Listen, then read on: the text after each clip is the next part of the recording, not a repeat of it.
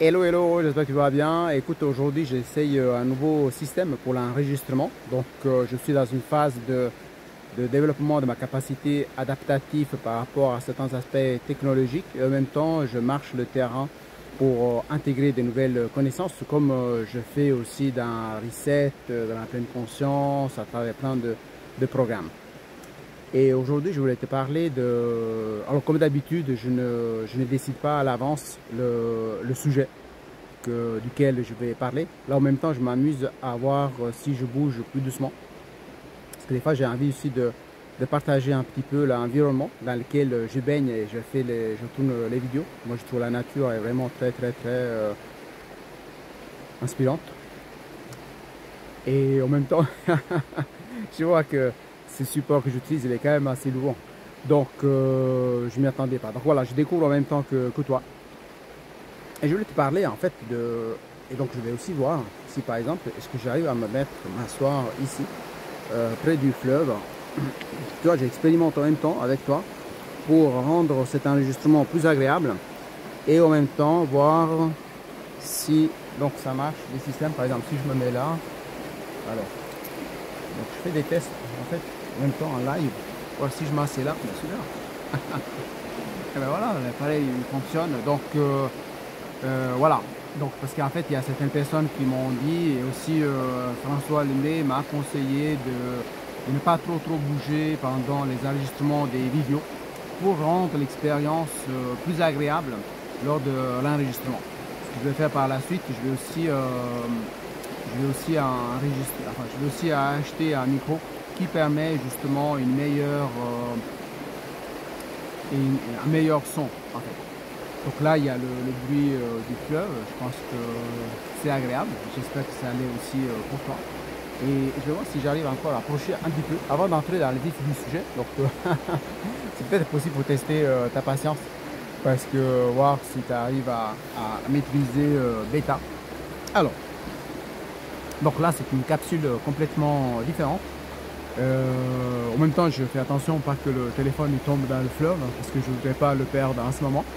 Et donc, comme tu vois, il y a quand même, malgré le fait que je suis dans la pleine conscience intégrative depuis de nombreuses années, depuis presque 6 ans maintenant, il y a quand même des moments où mon bêta, des pensées viennent, surgissent. Mais dans ce cas de figure, c'est pour assurer que les choses se passent correctement. Alors, comme d'habitude, je décide pas le sujet de la capsule. Je me suis senti inspiré donc ce matin suite à la masterclass qui a eu hier dans Ubuntu où François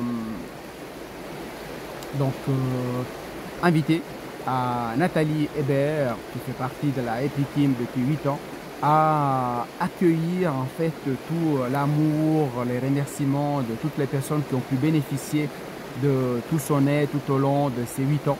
Même quand elle est travaillée en coulisses et mettait en place des choses au niveau structure organisationnelle, en aidant Nathalie Loca, en soutenant aussi Nathalie Côté et toutes les autres personnes qui ont fait partie de la ETP. Alors maintenant il commence à pleuvoir, donc j'espère qu'il ne va pas pleuvoir trop fort afin que je ne sois pas obligé de retourner cette vidéo qui, comme tu vois, est dans le flot. Je vais essayer de continuer pour voir un peu comment ça se passe. Et donc ce que je voulais dire, c'est que alors moi j'ai toujours donné l'importance en fait aux valeurs humaines et tout au long de mon travail, donc pendant 29 ans j'ai travaillé dans des grandes entreprises multinationales dans plusieurs pays, au Japon, aux États-Unis, en Suisse, en Europe. Et souvent, donc tu vas voir où je veux t'amener, parce que souvent j'ai remarqué que les valeurs humaines n'étaient pas forcément respectées. Les valeurs humaines étaient un peu bafouées au bénéfice justement des profits, des rentes, peut-être d'apporter de plus en plus d'argent aux actionnaires. Et ceci, même si il fallait, comment on pourrait dire, presser peut-être les employés comme des citrons, les amener au burn-out, et certaines personnes que j'ai su aussi par la suite ont été amenées jusqu'à en fait au suicide. Alors moi, bien entendu, je ne veux pas porter ton attention là-dessus, mais je veux porter l'attention sur ce qui est important de vibrer pour contribuer à un monde meilleur et pour pouvoir mettre les énergies que tu as, que nous avons, dans les choses qu'on a envie de voir grandir. Et comme c'est le respect des êtres humains. Mais en revenant à ça, pourquoi je te fais le parallèle entre ce que j'ai pu observer hier et tout au long de ces 5 ans, parce que moi ça fait 5 ans et quelques, presque 6 ans, que je fais partie que je suis les enseignements de la pleine conscience intégrative et que j'ai pu bénéficier de l'aide aussi donc de Geneviève Dumont, peut-être que toi-même tu as aussi connu avant qu'elle décide elle aussi de déployer ses ailes et aller vers ses projets comme Nathalie Hébert est en train de le faire en ce moment en inspirant beaucoup de gens. Mais en revenant aux connexions humaines, ce que j'ai beaucoup aimé c'est que, donc, comme je disais, moi ce que j'ai vécu c'est que en fait, je vais te parler aussi du fait comme c'est important de se mettre dans un environnement qui est propice à la activation, manifestation, amplification de tes valeurs. Ça ne veut pas dire que parce que tu es dans un environnement qui ne respecte pas tes valeurs, on ne met pas en valeur justement, excuse-moi le jeu de mots, ce que toi, ce qui est important pour toi, que ça veut dire que tu es faux ou que c'est pas ok, que c'est pas juste ce que tu vibres, ce que tu ressens de l'intérieur, comme c'était par exemple mon cas, où je voyais, par exemple, dans mon cas de figure, il y a eu 4, je ne me rappelle pas si c'était 4 ou 5 employés qui ont été pratiquement licenciés presque sur le champ pour des raisons futiles. Ce n'était même pas des vraies raisons pour faute professionnelle, simplement parce qu'il y avait des changements stratégiques et leur place de travail n'avait pas été supprimée. Et en plus, moi, j'ai dû les remplacer sur le champ sans avoir les informations nécessaires pour pouvoir prendre la relève. Donc, à la limite, je n'avais même pas le job description, je n'avais pas quelles étaient les tâches. On n'avait pas fait ce qu'on appelle handover, donc je n'avais pas eu le temps nécessaire pour acquérir toutes les informations nécessaires pour mener à bien ma mission. Et j'ai dû prendre sur moi pour acquérir ces informations, pour être professionnel et pour apporter ce service client que pour moi est très important pour respecter l'humain, mais aussi les engagements au niveau financier. Et donc hier, je voyais François qui donnait la parole à Nathalie Hébert quand il mettait en évidence son besoin de cohérence. Parce que je vais te parler aussi des actes de foi. J'ai trouvé ça vraiment intéressant, c'était vraiment touchant en fait, c'est vraiment humain et ça m'a permis de voir en fait les valeurs dans lesquelles je crois existent. Il y a des entrepreneurs qui les utilisent et que ça fait du bien de les voir, c'est génétique en fait finalement, de les voir en application.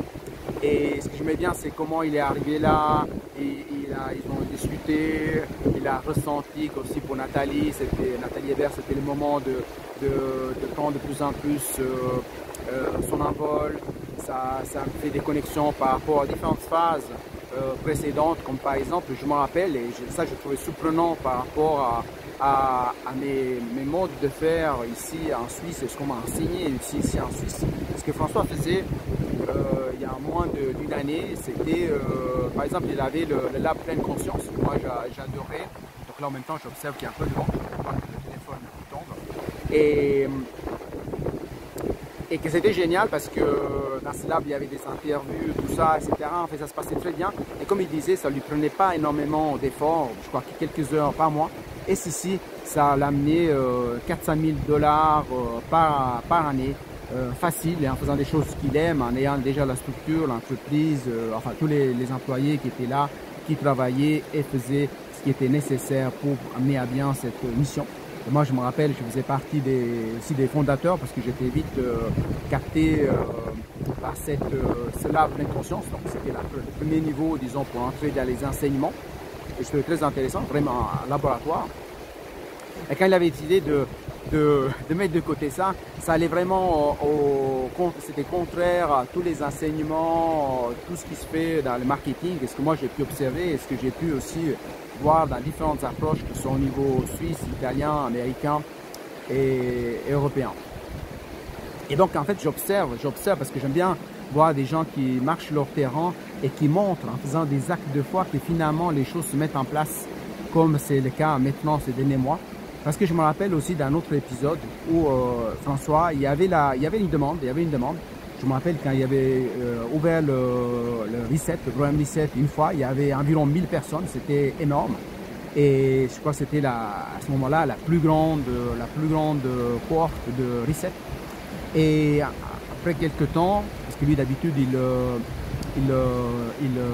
j'ai un message qui s'affiche là, et il lançait ça toutes les années, mais il y a eu un moment où, alors qu'il y avait la demande, il y avait plein de gens qui étaient prêts à embarquer, je ne me rappelle pas si c'était après le Reboot Challenge, et donc il y avait plus d'équipes qui étaient là, bien entendu, Nathalie Hébert, Nathalie Loca, Nathalie Côté, je crois qu'il y avait Martine à l'époque, avant que Karine a rejoint l'équipe. Je ne me rappelle pas s'il y avait aussi Vincent dans l'équipe technique à ce moment-là.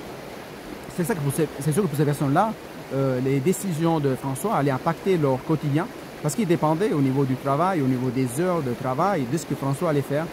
Et malgré cela, François, à ce moment-là, malgré le fait qu'il y avait une demande et peut-être qu'il aurait pu gagner même peut-être $1 million ou plus, il avait décidé, à la grande surprise de beaucoup de monde qui l'observait, de ne pas lancer, alors que les gens étaient là, pré-engagés, mais lui, il ne le ressentait pas. C'était une sorte de contraction et il faisait des connexions aussi par rapport à contraction, expansion.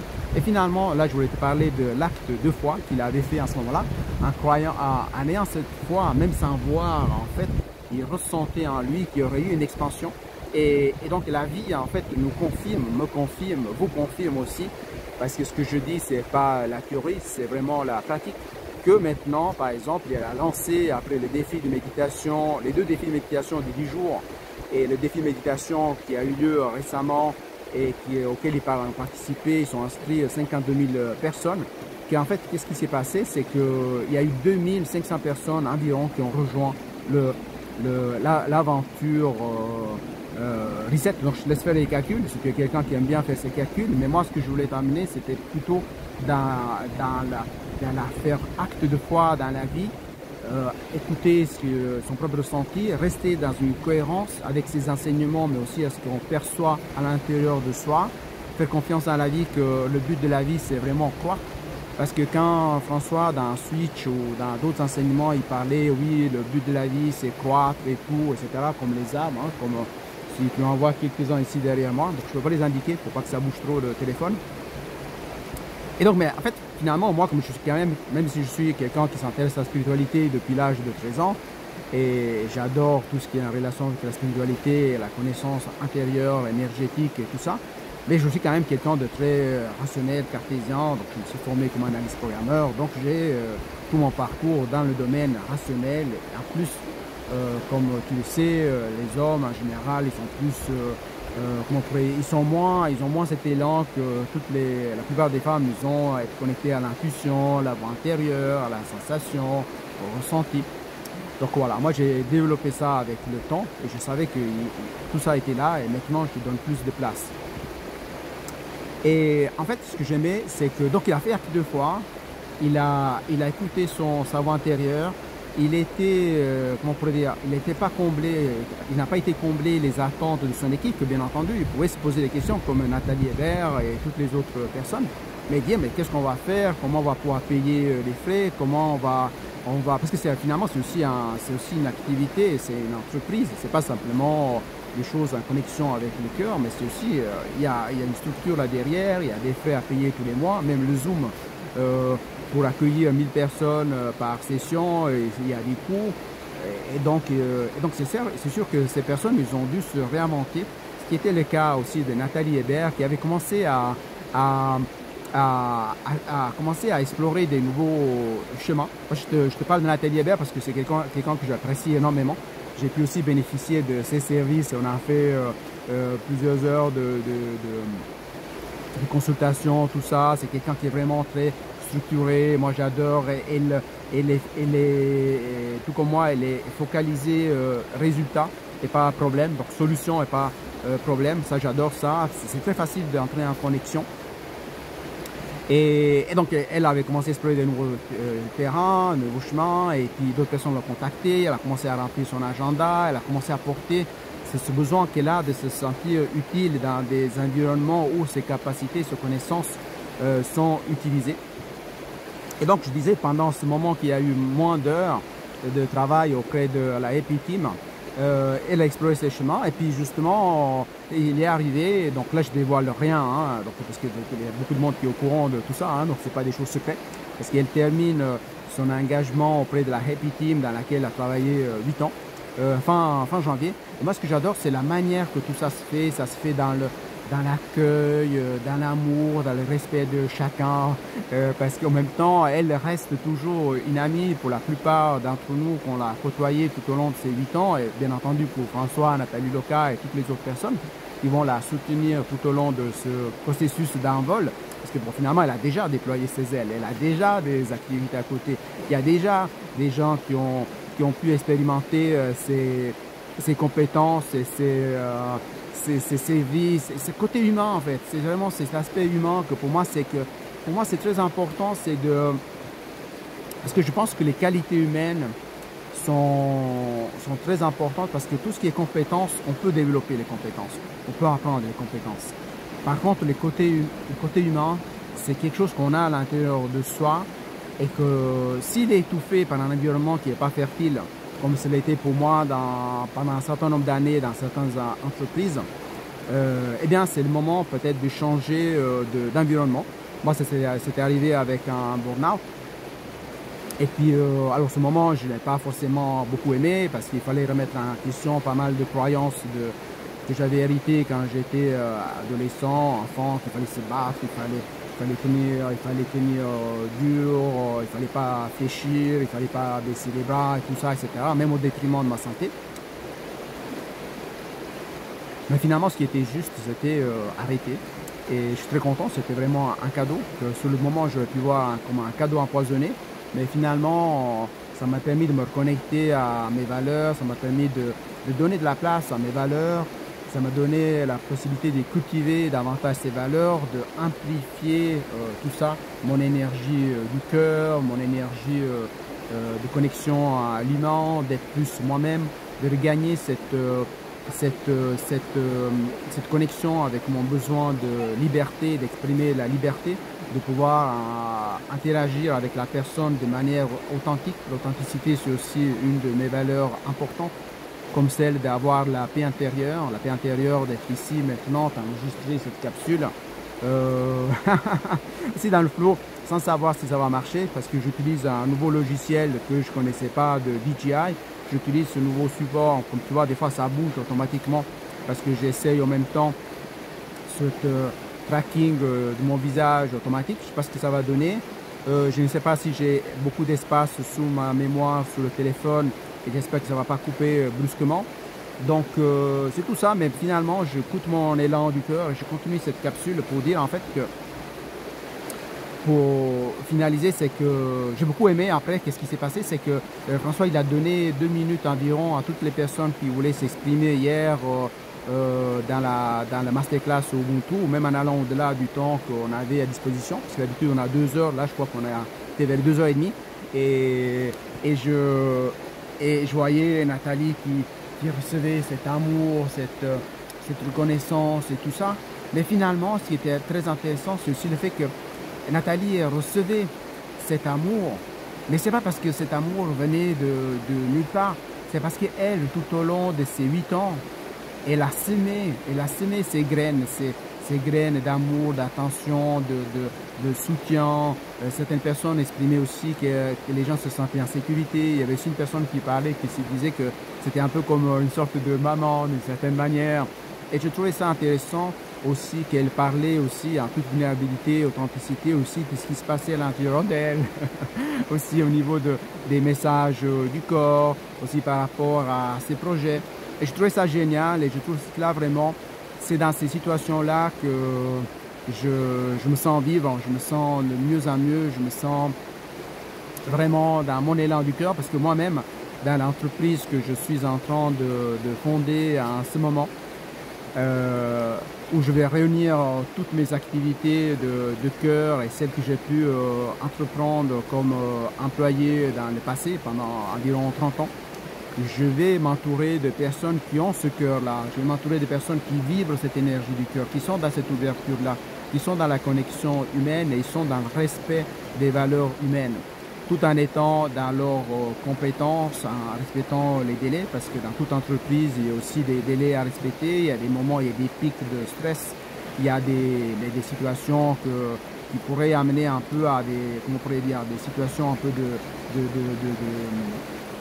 oui, de stress en fait, parce qu'on est aussi dans des phases d'adaptation, d'apprentissage, aussi de nouvelles connaissances, et aussi parfois faire face à l'inconnu, comme Jean-François, il a fait acte de foi en mettant de côté les 400 000 $ par année, sûr qu'il allait gagner en investissant très peu de son temps. C'était facile pour lui parce que pour lui, c'est son travail, c'est vraiment sa passion. Enfin, il n'a pas besoin de se forcer pour faire ce qu'il fait. Et donc finalement, c'est tout un parcours, mais ce que je trouvais très intéressant, c'est que quand Nathalie accueillait ça, en fait, tout ça, tous ces messages d'amour et tout ça, c'était vraiment intéressant parce que finalement, elle a semé tout ça. Elle a semé ces graines d'amour. Elle a semé ces graines qui ont grandi, qui sont transformées comme des petits plants, des grandes plantes, des arbres, et tout ça. Et parfois, à travers un mot, un message, elle a pu remonter peut-être le moral de quelqu'un, peut-être l'estime, la confiance, elle a pu soutenir des gens dans son parcours parce qu'elle intervenait pas seulement dans la formation Reset, mais aussi dans le lab Pleine Conscience. Elle intervient toujours dans le groupe Ubuntu. Elle a été aussi à Paris dans l'événement Ubuntu et je crois que maintenant elle va revenir le mois d'avril et je me réjouis de la reconnaître pour la première fois de ma vie et la prendre dans mes bras et la remercier de tout cœur pour tout ce qu'elle a fait pour moi. Hier soir j'étais très ému quand j'ai pris la parole et oui, parce que je suis touché par tout ça. Je suis touché parce que je me sens vraiment dans un environnement fertile et c'est ça, à ce monde-là, que j'ai envie de contribuer. Et je crois que c'est François qui disait récemment, en parlant de Marie-Thérèse qui était de le voir, il disait ne venez pas me chercher pour militer contre la guerre, mais pour la paix. Et moi, c'est un peu comme ça, donc mon approche, dans le sens que venez me chercher pour mettre en place des solutions, pas pour vous parler des problèmes, mais surtout pour déployer les ailes, mais aussi pour ouvrir davantage notre cœur à un monde meilleur et pas en focalisant notre attention sur ce qui ne va pas, sur ce qui se passe mal, parce que de toute façon, il y a la loi de polarité, il y aura toujours des gens, malheureusement, qui vont agir d'une certaine manière parce qu'ils sont dans une certaine peut-être ignorance, manque de connaissance par rapport à la puissance de la vibration du cœur et de l'ouverture du cœur. Et peut-être ça fait partie de leur parcours ici sur Terre. Donc tout est certainement parfait sur le grand plan, même si ne veut pas dire qu'on doit accepter ces actes, mais peut-être les accueillir et puis voir qu'est-ce qu'on peut faire dans ces situations pour rendre notre monde meilleur. Et si c'est en vibrant notre énergie du cœur qui est très puissante, beaucoup plus puissante que la vibration de notre cerveau, eh bien ça va être un voyage fascinant, un voyage qui est incroyable, ça donne des ailes à tout le monde. Donc si toi comme moi, tu crois encore et davantage dans ces valeurs humaines, je t'invite à t'entourer des personnes qui vont soutenir justement ton élan du cœur et aussi à changer éventuellement d'environnement, changer de personnes que tu côtoies, changer peut-être les chaînes que tu regardes, que ce soit des chaînes YouTube ou à la télé, pour pouvoir nourrir ton esprit avec la bonne nourriture qui va bien au-delà de ce que tu manges, même si c'est une alimentation saine. Ce qui est important, c'est comment on nourrit notre esprit dans le quotidien et aussi les pratiques que nous faisons, comme par exemple celle de la méditation que je m'apprête à faire aujourd'hui. Aujourd'hui, c'est mardi, donc mardi, oui, déclic magique, chaque mardi, passe à l'action et transforme ta vie. Et c'est aussi le jour de la masterclass 17 que je vais joindre d'ici peu. Alors je te dis à bientôt. Donc pour finaliser, en espérant que ça ne s'arrête pas, dans ces dernières paroles, comme je voulais parler, c'est des actes de foi, les valeurs humaines. Et comme parfois c'est important en suivant sa propre cohérence interne, de s'ouvrir à d'autres chemins en faisant des actes de foi. Parce qu'il y a quelque chose d'autre qui nous attend ailleurs. Et peut-être que même si on ne voit pas, eh bien c'est là parce qu'on le ressent à l'intérieur de nous. Alors je te dis à bientôt. Si tu n'es pas encore abonné à cette chaîne et ça te plaît ce que je partage, mais je t'invite à t'abonner. Si tu as aimé cette vidéo, mais je t'invite à liker et à partager avec les personnes que tu aimes et qui pourraient trouver des pépites ou des informations importantes dans cette vidéo. Ciao, ciao. Et voilà, et puis donc c'était une première avec cet appareil, donc j'espère que ça marche correctement. Ciao, ciao. J'apprends tous les jours, de toute façon.